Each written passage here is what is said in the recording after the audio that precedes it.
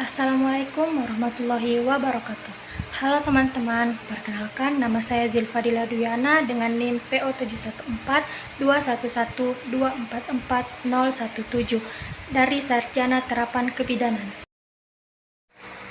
Di sini saya akan sedikit menjelaskan tentang bagaimana sejarah bahasa Indonesia dan kedudukannya. Sejarah lahirnya bahasa Indonesia dimulai dari bahasa Melayu yang digunakan pada abad ke-7 di kawasan Asia Tenggara. Bukti penggunaan bahasa Melayu juga dapat dijumpai pada beberapa prasasti, seperti Prasasti Talang Tuo tahun 684 Masehi di Palembang dan Prasasti Karangbrahi tahun 688 di Jambi. Sejak saat itu, bahasa Melayu dijadikan bahasa sehari-hari oleh rakyat yang tinggal di Selat Malaka. Sejarah bahasa Indonesia juga dapat disorot pada zaman Sriwijaya. Bahasa Melayu dipakai sebagai bahasa kebudayaan, yaitu bahasa buku pelajaran agama Buddha.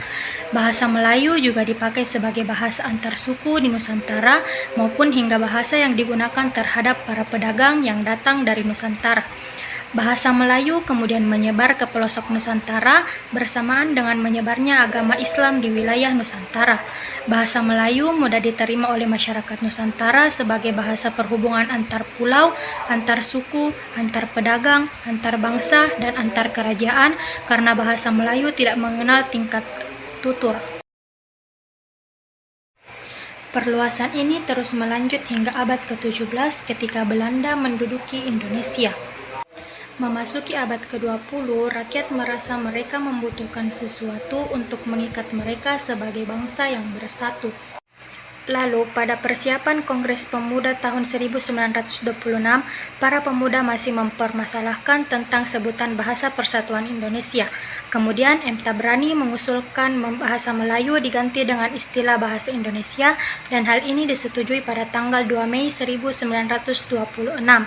Bahasa Indonesia pun resmi menjadi bahasa persatuan atau bahasa nasional pada tanggal 28 Agustus 1928 berdepatan dengan Hari Sumpah Pemuda.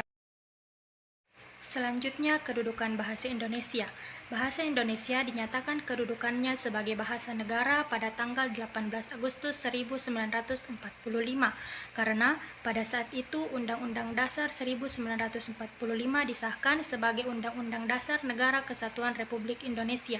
Di dalam Undang-Undang Dasar 1945 disebutkan bahwa bahasa negara ialah bahasa Indonesia pada bab 15 pasal 36. Sekian dari saya. Wassalamualaikum warahmatullahi wabarakatuh.